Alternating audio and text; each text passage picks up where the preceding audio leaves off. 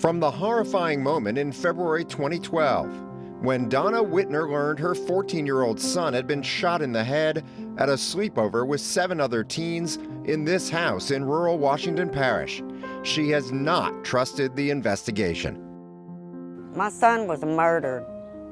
It's time that people do their jobs.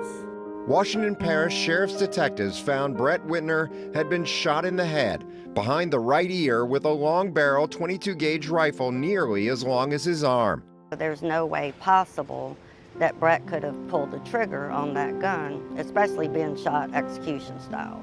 They found 2 shell casings at the scene, but only accounted for 1 bullet. Then there was the 911 call. 911, what is your emergency? It didn't come in until 36 minutes after witnesses told police the deadly shot was fired. If someone was shot at my house, I would call 911 immediately. And then there was the autopsy.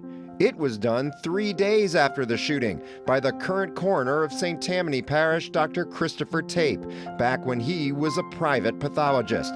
Tape said Brett probably shot himself accidentally. Accidents don't have 2 shell casings. Tape recovered a bullet from inside Brett's head and weighed it.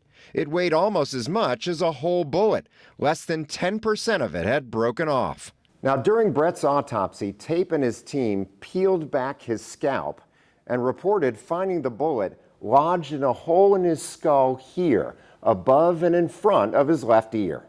But we reviewed Brett's CAT scans and x-rays taken when he was still alive at the hospital 3 days before the autopsy. Those images showed a trail of bullet fragments through Brett's brain, and they showed the bullet, not where Tape said he found it, but in the far back of Brett's head. We showed these images and autopsy photos to experts around the world in radiology, ballistics, and gunshot wounds. They all felt Brett must have been shot not once, but twice. The first bullet left Brett unconscious. So there was a second shot from someone, which was the bullet that killed him eventually. It wasn't conclusive, but it was enough for new Washington Parish Sheriff Jason Smith to reopen the case. 2 bullets totally changes the equation, if that is accurate. Yeah, without question. I mean, 2 bullets, it's a murder without question. In August, Washington Parish Coroner Roger Kasama and his Chief Deputy Paul Thibodeau exhumed Brett's remains for a new autopsy in Texas and an anthropological study of Brett's skull at LSU's Faces Lab. Now, after 4 long months of waiting and wondering, Donna Whitner would finally get the results of the new tests on her son's remains. What are your hopes, concerns going in to meet with the coroner? Finally, everything will be solved, and me and my family will get closure, and I won't have to be on the case anymore. Dr. Kasama said he had read the reports and had made his decision, a single accidental gunshot wound. This is my final report. You agree or disagree, but this is it. This is what I'm going to sign in the death certificate. Thibodeau explained there were no signs of damage to the back of Brett's skull. There's no indication of a secondary gunshot wound. But then Donna Whitner started asking questions. Why do I have a CAT scan with a bullet in the back of his head?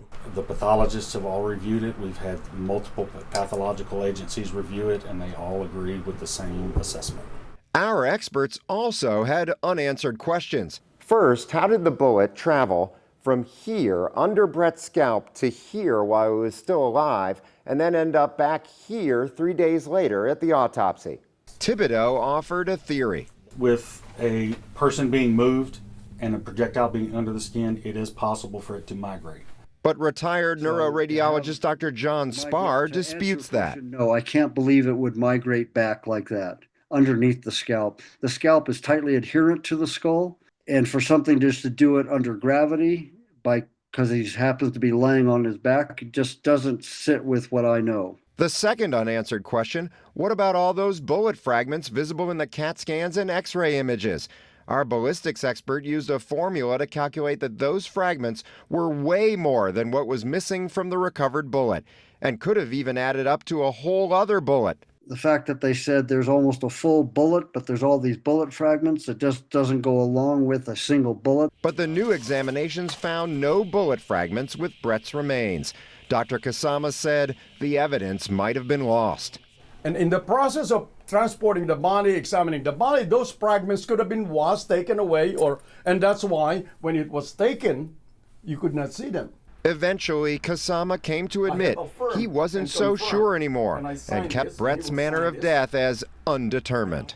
Because there's a lot of questions still, just like what I said, in forensic medicine, it's supposedly an exact science. There's still a lot of things that cannot be answered. In a way, it was the worst possible outcome. For Dr. Pan Stephanopoulos, a gunshot wound expert for the Greek army who hoped Donna Whitner's fight would finally end. I'm afraid that the current evidence is not sufficient. I'm sorry to say that. For Sheriff Smith, who made it his first order of business as sheriff to reopen the case. You know, it was important to me to order the exhumation, or at least get the coroner to order the exhumation so that we can move forward on this. We just didn't get the result that we wanted in terms of a definitive conclusion. I'm not saying that we can't get there, but we're just not there as of today. And most importantly, for a tortured mother who finds herself still on her son's case almost 13 years later. What do you need to see at this point to be more satisfied, if that's possible? Something besides undetermined. Even if it is determined to not have been murder. Either way, just leaving it open is not closure.